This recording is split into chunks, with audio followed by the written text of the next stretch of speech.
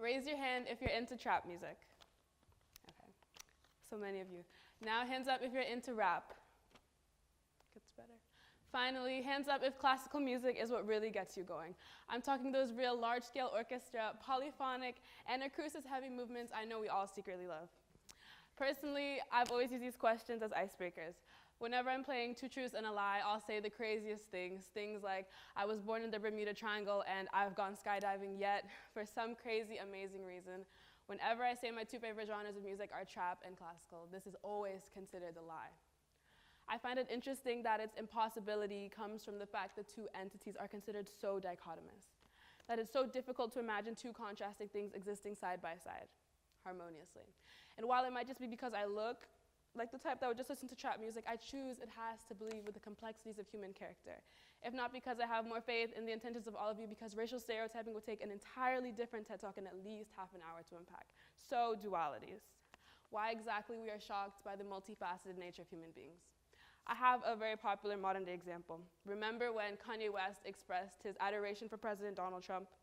Yes, Twitter essentially burst into flames, and every American news outlet had something to say about this, largely because for so many years, Kanye West's had been so adamant in his advocacy for the African American community.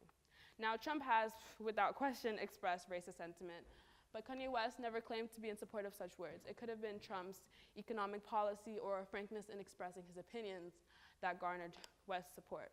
Yet, too many didn't want to hear what Kanye West had to say anymore, understand the logic and reasoning that ultimately led West, along with the American population, to elect a man such as Donald Trump to the highest national office. Because now, to millions, Kanye West was canceled. With the potency of the internet increasing on a daily basis and data traveling practically at the speed of light, we are bombarded with information that makes for great headlines.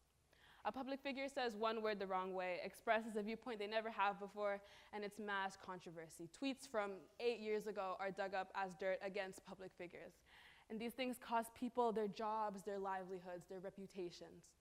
Why is this such a large part of our culture? As Luwayne asked, why the uproar? Because it is disconcerting when someone diverges from the stereotype that has been created for them, that their opinions in the past could ever contrast to those in the present. Because duality is disconcerting to us, yet this is counterproductive.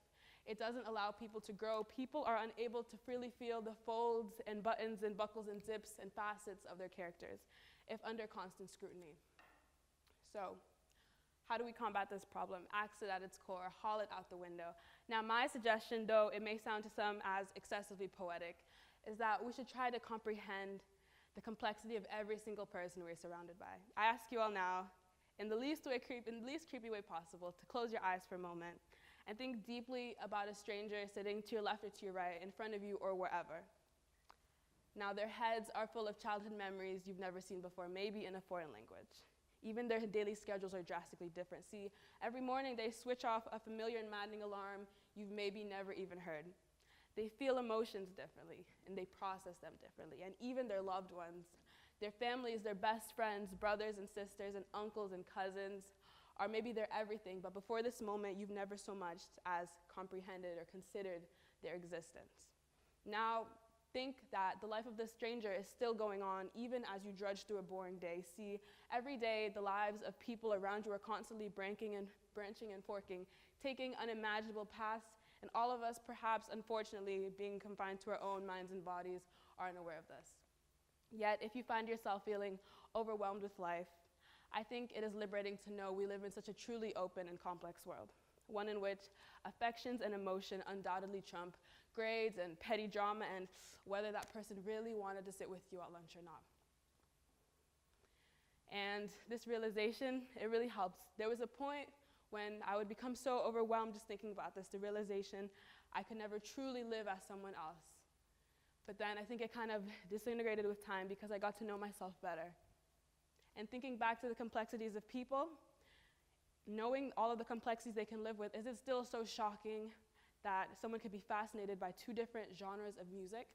Or that the quietest girl in the class could be the loudest everywhere else? Are we still appalled when a liberal politician expresses a conservative opinion? I think it's harder to be. Yes, there was a point where I would become so overwhelmed with this realization, emotional, the fact that I could never truly live as someone else, hold their firsthand experiences and memories in my own palm.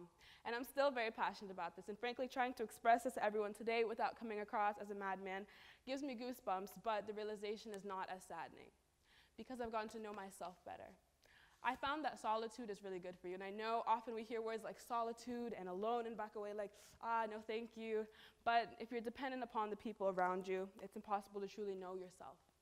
If you're afraid of spending a Sunday alone just to watch Netflix or walking to class, not surrounded by an entourage of people, if FOMO is your mortal enemy, how will you ever get to understand what makes you you, what fascinates you, topics you could speak for hours on?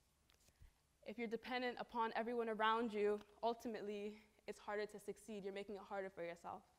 And perhaps it's impossible to completely know ourselves. I mean, we are complex creatures, just with our impulses, and even just the subconscious, we have the id, ego, and superego. These are complicated characters. But what I'm saying is we can come close if we give ourselves the permission. Often we run away from ourselves. We hide in relationships. We use these as a way to avoid self-reflection.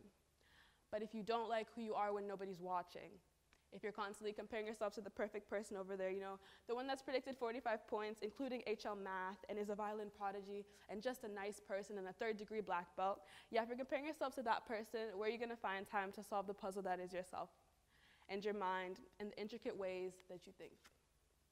A world of uniformity is literally gray. If we all just try to slow down for a moment, bring down our speeds, it seems to me we could achieve this unprecedented empathy. To me, at least, a lack of communication would be a monstrosity, cause mass entropy. If we, the people, are unable to listen to the opinions, memories, thoughts, and daydreams of both ourselves and colleagues, what can we possibly achieve? That would be walking through a field with tunnel vision. Yes, as hard as it is often to believe, people do not exist in caricature. And ultimately, to truly feel fulfilled, we must break away from the thought processes of other people and strive to understand and enjoy every complex aspect of our characters, the dozens of dualities, the millions of multitudes. My message isn't quite be yourself, but you can get to know yourself. Embrace all of your complexities. Thank you.